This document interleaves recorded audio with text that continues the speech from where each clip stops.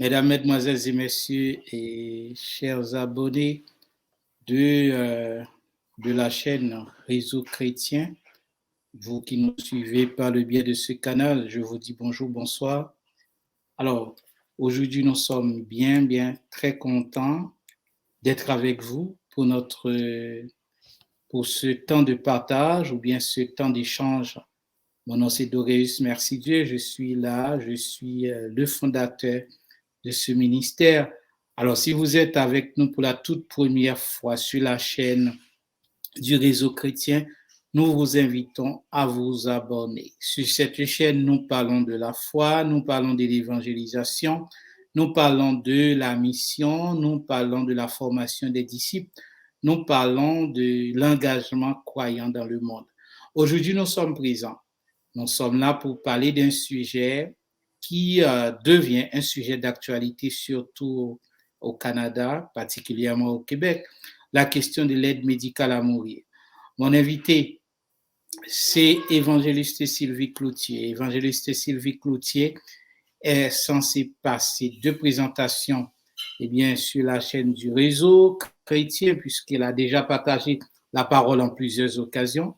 Mais aujourd'hui, elle n'est pas là pour parler de la parole du Seigneur comme telle ou bien de la proclamation de l'Évangile.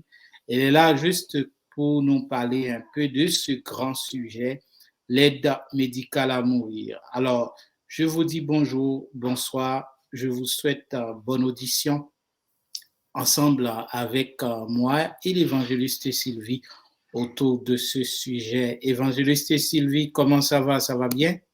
Oui, bonsoir, pasteur Dorius et tous ceux qui nous écoutent, tous ceux qui font partie de ce ministère, contente d'être avec vous. Merci beaucoup. Alors, évangéliste Sylvie, je rappelle, évangéliste Sylvie travaille comme infirmière à l'Institut de santé mentale de Montréal. Alors, c'est à la fois une femme de ministère, mais une femme qui travaille dans le domaine de la santé. Est-ce que vous pouvez nous dire, évangéliste Sylvie, qu'est-ce qui a été à la base de ce choix, travailler comme infirmière, choisir de servir au niveau de la santé, c'est quoi? En fait, j'ai toujours eu le sentiment de vouloir servir les gens. Ça, dès mon jeune âge. Et c'est ma sœur aînée qui m'a vraiment incité. Elle dit, pourquoi tu ne ferais pas infirmière? Je te vois toujours vouloir servir les patients quand on va à l'hôpital visiter des gens. Alors, ça m'a incité à apprendre la profession. Et je vous dis qu'après réflexion, par la suite, je me serais bien demandé qu'est-ce que j'aurais pu faire comme métier séculier si je n'avais pas fait infirmière. C'est vraiment ma vocation. Ça fait combien de temps que vous travaillez dans le domaine? 46 ans. Wow. C'est toute une vie, hein? C'est toute une vie. Oui. Ah, mais merci, hein? Et, mais comment concilier la foi et la santé? Qu'est-ce que vous voyez entre les deux? En fait, moi, je fais mon travail jour après jour. S'il n'y a pas d'opposition à la parole dans ce que je fais, il n'y a pas de problème. Et étant donné que c'est une profession de cœur, il n'y a pas tellement d'obstacles à l'Évangile comme tel. Et surtout là, je travaille, il n'y a pas de problème. OK. Maintenant, la foi, c'est sûr que la foi s'applique. La foi s'applique à tous les jours. J'essaie de parler du Seigneur à mes patients. J'essaie de parler du Seigneur à mes collègues. Quand je dis je sais, c'est que je le fais. Enfin. Et puis, les gens sont intéressés pour la plupart. Et quand ils ne veulent pas en entendre parler, on arrête. Mais quand ils ont une ouverture, on continue à semer jour après jour et ça donne des résultats, oui. Non, je comprends. En fait, l'aide médicale à mourir, c'est un grand sujet. On en parle souvent dans les médias au Québec, on en parle à l'école, à l'université et même à l'église. On commence par parler de ce sujet. Mais c'est quoi exactement selon vous? En fait, il y a deux aides. Pour moi, il y a 2 aides médicales à mourir. Celle qui est parlée depuis quelques années sur les médias, la télé, tout ça. Et il y a l'aide médicale qui est déjà présente depuis toujours auprès des patients mourants dans les hôpitaux et qui est pour moi légale. Celle-là, elle est légale parce qu'on considère la douleur du patient et on ajuste la médication selon la douleur. Et le patient donne son consentement aux soins. Il y a toujours un consentement qu'il signe.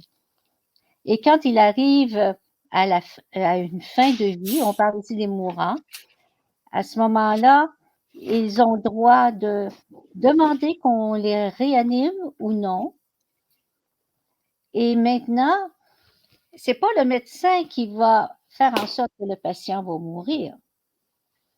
La morphine que l'on donne aux patients, petite dose après petite dose, jusqu'à des doses peut-être un petit peu plus puissantes, c'est pas le médecin qui décide, mais là, OK, c'est assez, là, on va donner le temps.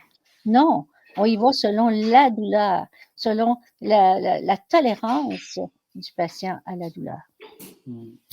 Alors ça, pour moi, c'est tout à fait conforme. C'est bien, parce qu'on agit pour soulager, pour que le passage se fasse mieux, qu'il ne perde pas en douleur.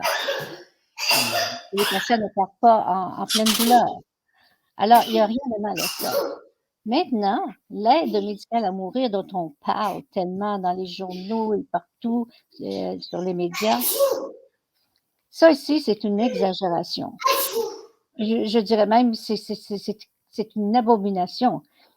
Et en ce sens que c'est de vouloir enlever la vie aux gens. Et c'est de suggérer la mort. Amen. Quand on dit aux patients, on pourrait accélérer la mort. Ils disent pas ça comme ça, mais on peut vous assister à mourir. Mais les autres, ils pensent que oui, une injection, tout ça, c'est correct. Non, c'est pas correct, parce que ça précipite. C'est une mort prématurée. Une mort prématurée qu'ils ont accepté de vivre. Et c'est un mensonge du diable, à mon avis. C'est vraiment, elle est précipitée dans un précipice. Et puis, moi, j'ai eu une tante qui a voulu l'assistance comme ça, médicale à mourir à la maison. J'étais vraiment désolée de ça. Et puis, je savais qu'elle n'avait pas encore accepté le Seigneur. La famille ne voulait pas que j'aille. Le matin, la veille, le Seigneur m'a poussée à y aller. Je suis allée. On m'a bien accueillie. La cousine qui était là m'a bien accueillie. Et même ma tante qui ne préférait pas me voir, elle m'a reçue auprès d'elle. Elle a accepté le Seigneur. Le lendemain, elle a reçu l'injection. Et moi, je me suis dit, Seigneur... Est-ce que c'était imposé ou bien est-ce que c'était une demande volontaire? Non, c'était sa demande à elle. OK. Elle avait accepté. Mais moi, je me suis dit, elle a accepté le Seigneur, donc elle est un bébé spirituel. Un bébé ne peut pas prendre des décisions. Je me suis consolée avec ça. Et le surlendemain, en me réveillant, j'ai eu une vision d'elle. Je l'ai vue, premièrement, par rapport au salut, parce qu'elle était très, très religieuse, ma tante. Je l'ai vue dans une robe de religieuse. Et puis, elle m'a fait un signe comme ça, à me dire, tu avais raison. Et ça m'a consolée parce que même si c'est comme si elle comprenait que la religion, c'est pas ça qui sauve. Que c'est Jésus qui sauve. Et qu'elle avait accepté Jésus, puis là, elle venait dans une vision, c'est pas elle qui est venue, là, c'est Dieu qui a permis que j'ai cette vision-là, qui fait en sorte que je puisse être consolée sur son salut, malgré le fait qu'elle avait accepté ça. Mais les gens qui n'ont pas reçu le Seigneur et qui croient que c'est une alternative qui est plausible, qui devrait qui va atténuer, puis même des fois prévenir les souffrances. Souvent, ils ne souffrent pas encore, mais vu qu'ils ont une maladie incurable, ils ont peur de souffrir. Alors, c'est par peur qu'ils s'engagent là-dedans. Moi, je ne veux pas souffrir, on arrête là. De toute façon, je vais mourir. Ça a l'air simple, ça a l'air correct, ce ne l'est pas. Parce que c'est une imitation du suicide, selon moi. Et les effets, les résultats sont les mêmes. J'y vais très franchement, là, mais moi, j'ai vu des gens aux soins palliatifs et ces gens-là, oui, ils souffraient, mais ils attendaient la mort. Ils attendaient le temps marqué de Dieu pour la fin de leur vie. Et c'était très louable de les voir. C'était très... Ils échangeaient encore pour ceux qui étaient conscients. Et c'était louable. On pouvait les réconforter, on pouvait parler avec eux. Ben oui. Mais par exemple, quand on sait qu'aujourd'hui, tu as dit que en général, on offre aux gens une possibilité de bien mourir, ou bien d'éviter quelques dérives ou bien les mauvais côtés de la vie.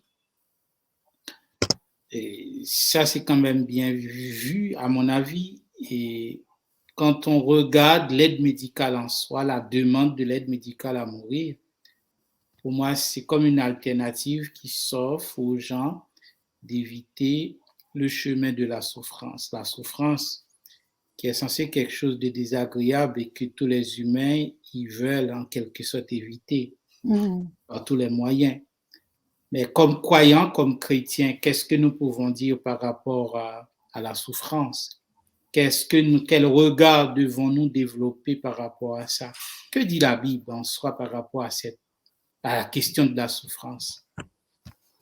Écoutez, quand une société ne parle plus de la croix et de la mort de Jésus à la croix, c'est facile de prendre des chemins tortueux.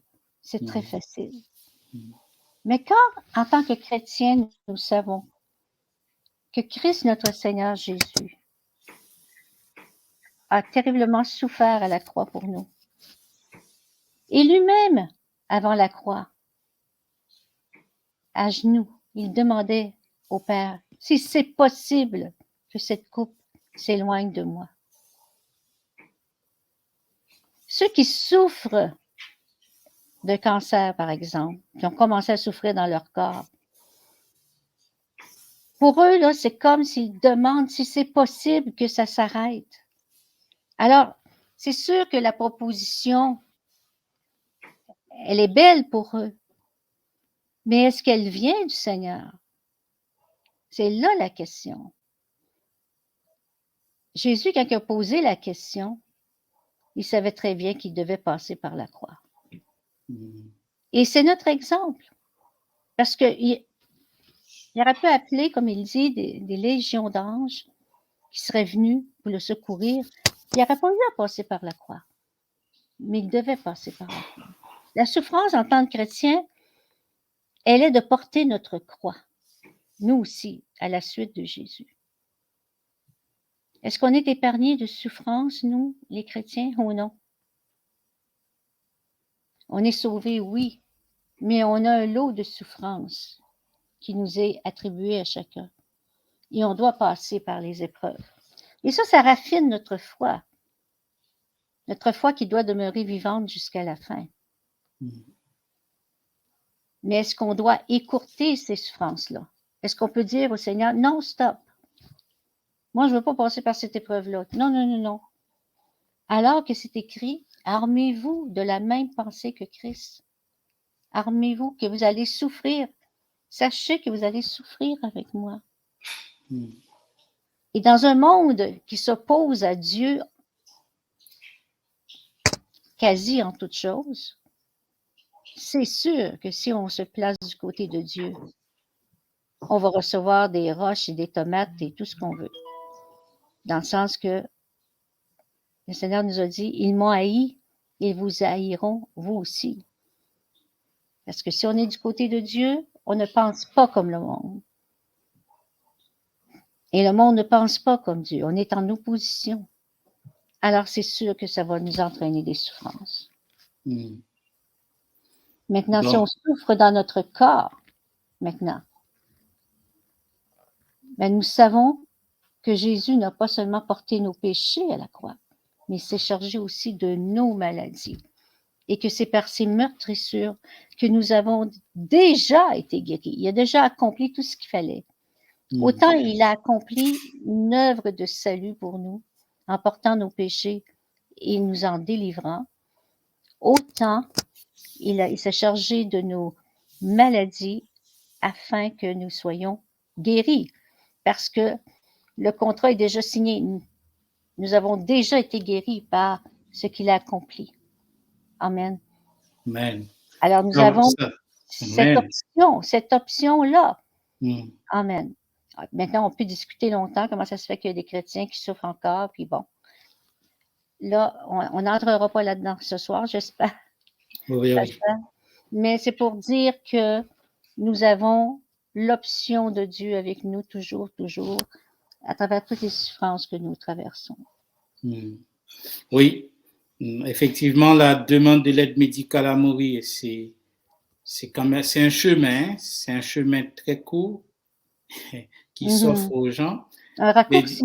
C'est un raccourci, effectivement. Et alors, on ne veut pas prendre de raccourci. On veut passer par la voie droite.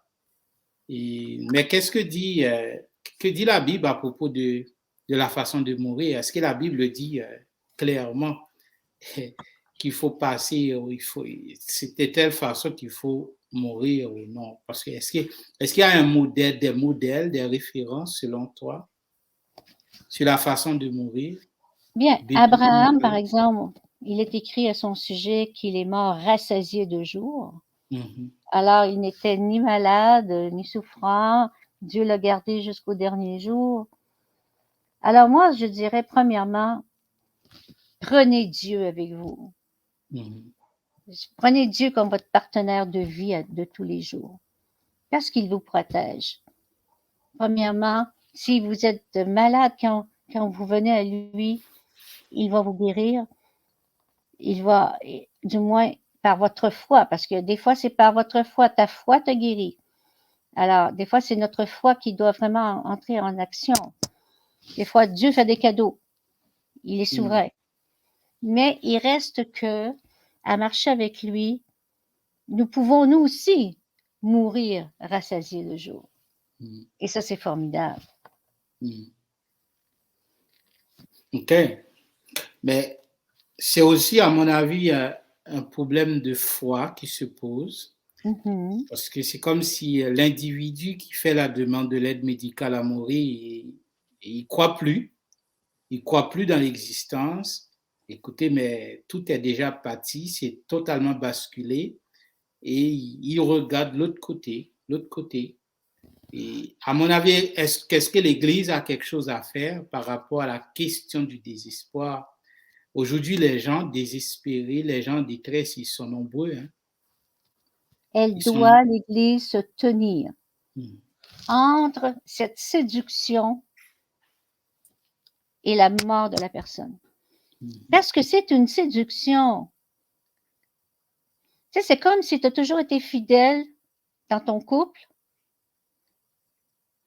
Au dernier moment de ta vie, quand tu sais que tu vas partir, tu sais que tu vas mourir, exemple, ben, tu trompes ton conjoint. Séduction, parce que, voyons, ça n'a pas de bon sens, tu as toujours été fidèle. On a toujours vécu notre vie en nous attendant que Dieu allait mettre fin à notre vie au temps convenable. Et tout d'un coup arrive ça, l'aide médicale à mourir. C'est une séduction. C'est comme un tremplin. Tiens, viens ici. Oups, on passe de l'autre côté. Mais c'est qui a mis ce tremplin-là? Il faut s'interroger. L'Église sait très bien, du moins j'espère qu'elle le sait, que ce n'est pas l'option que Dieu a pour nous. Alors, il y a un danger de faire passer l'âme de quelqu'un vers la mort avant son temps. La parole de Dieu dit, tu ne tueras personne, encore moins se tuer soi-même. Écourter notre vie, c'est nous mettre à mort.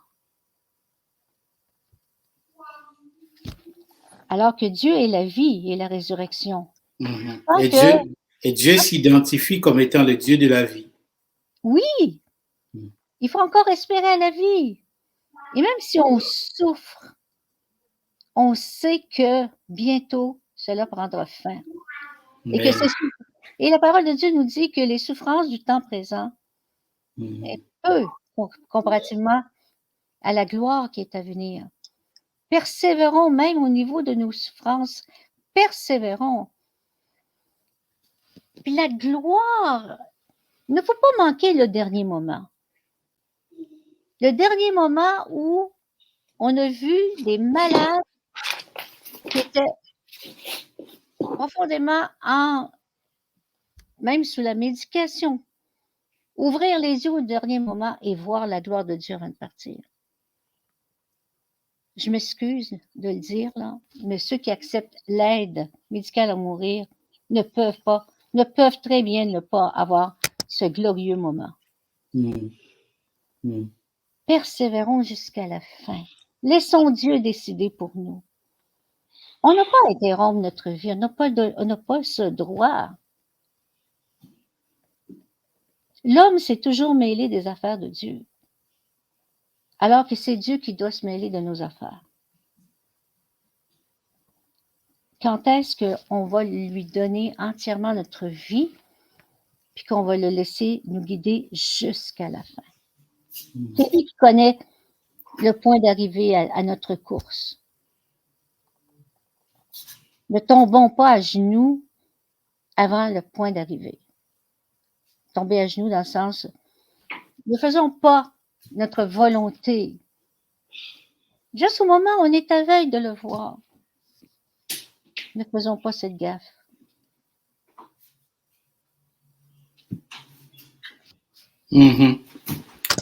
Bon, clairement, vous me laissez comprendre que l'Église évangélique doit s'opposer à, disons, à une telle démarche. Mais qu'est-ce que l'Église doit faire au juste pour, en fait, si les chrétiens, si on dit non aux chrétiens qui ne doivent pas prendre, ils ne doivent pas demander, solliciter l'aide médicale à mourir, qu'est-ce que nous pouvons faire comme croyants?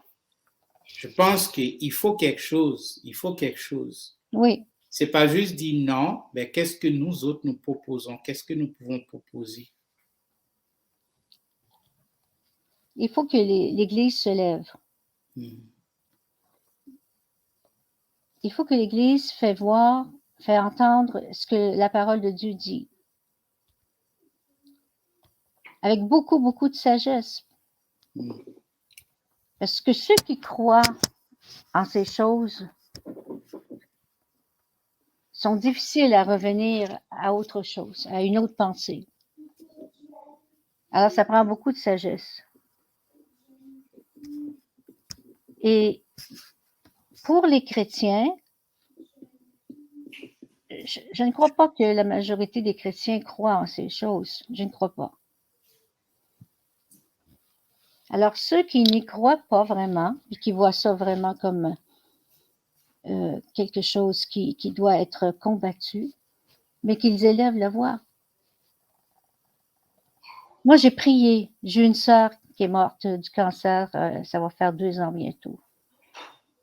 Et je savais que cette option-là lui plairait parce qu'elle souffrait beaucoup.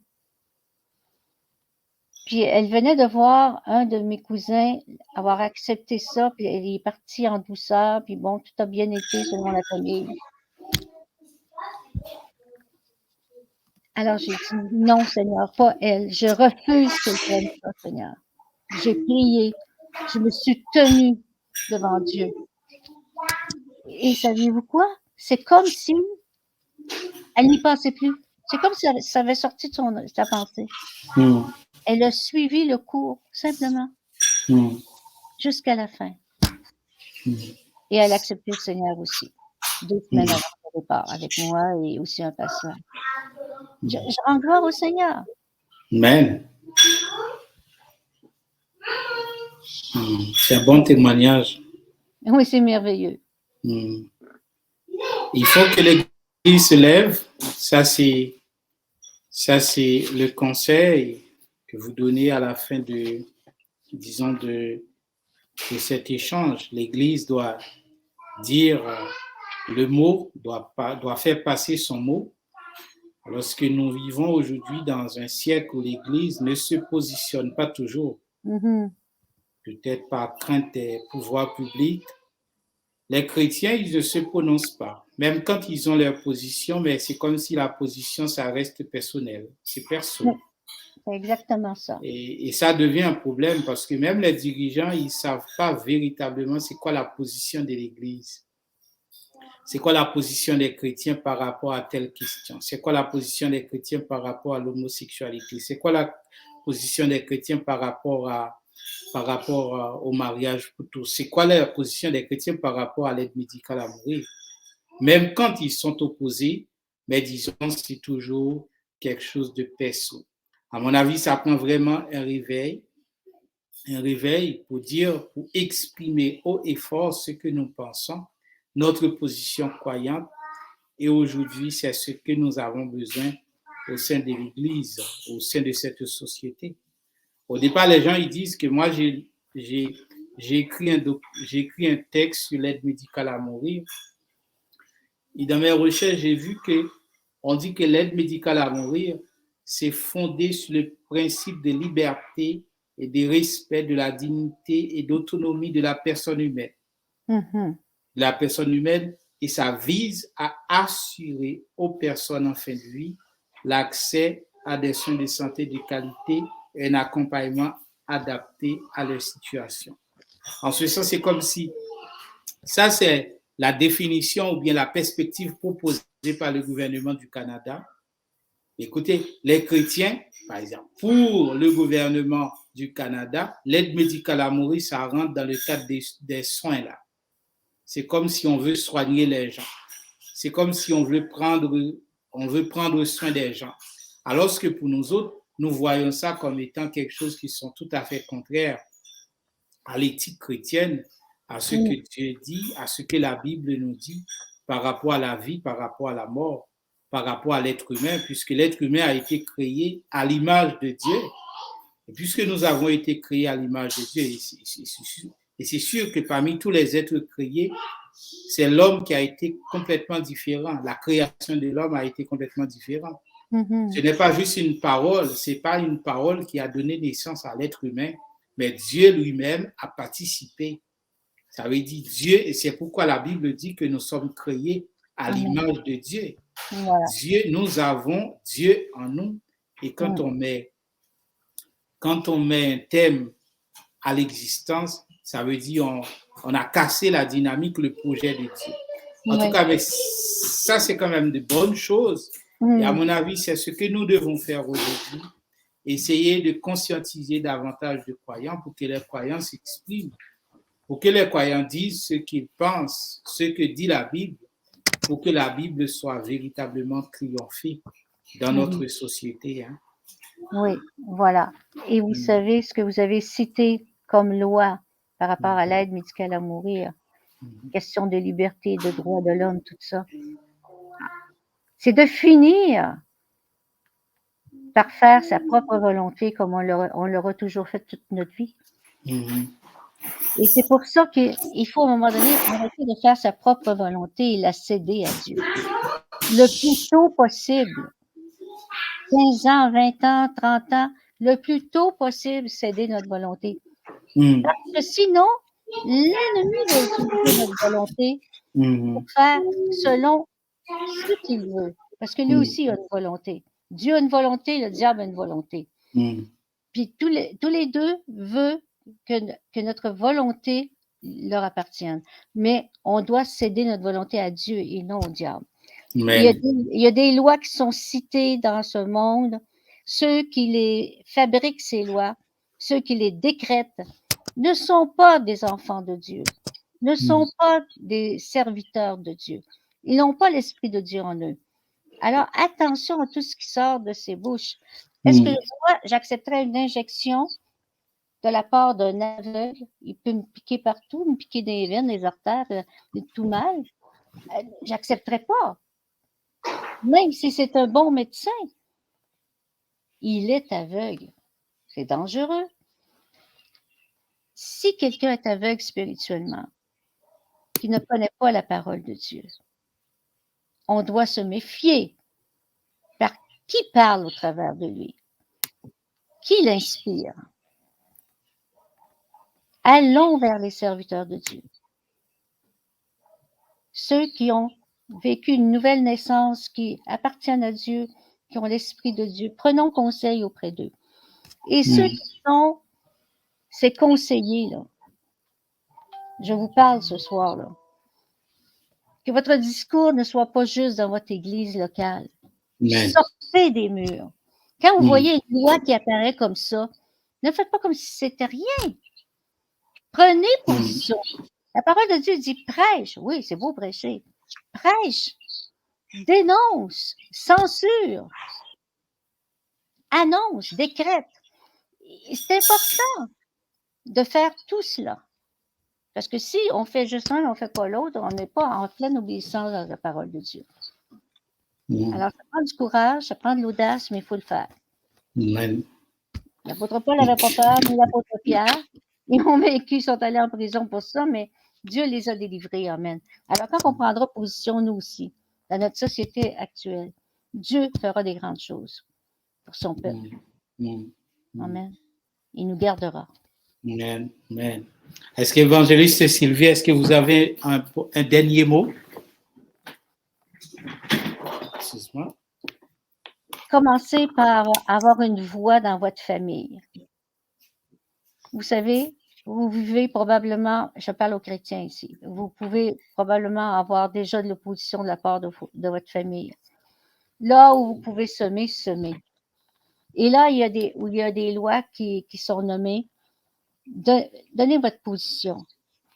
Si on vous rejette, on vous rejette. Ce ne sera pas la première fois qu'un chrétien sera rejeté. Amen. Mais prenez position. Faites entendre ce que Dieu dit. Après ça, ça va mijoter dans leur esprit. Ils vont revenir, comme Nicodème, en cachette pour « Hey, ce que tu dis l'autre fois, c'est que peux-tu m'en parler davantage? » Il y a des collègues qui font ça avec moi. « Ah oui, je t'ai entendu dire ça, veux-tu élaborer? » Et là, tu élabores, tu donnes la parole de Dieu, tu sèmes en abondance dans les cœurs. Alors, prenez position. J'ai pris position ce soir. Merci. Nous avons pris position. Voilà. Merci beaucoup. Et alors, mesdames, mesdemoiselles et messieurs, nous arrivons à terme de notre exposé, notre échange aujourd'hui. Et nous avions eu avec nous évangéliste Sylvie Cloutier. Avec elle, nous avons débattu la fameuse question de l'aide médicale à mourir, dénommée Loi 52, qui a été adoptée par le Parlement du Québec, qui est considéré comme étant un sujet d'actualité. Alors, l'évangéliste Sylvie nous a donné sa perspective, son regard comme chrétien, comment les chrétiens devraient se positionner par rapport à cette fameuse question.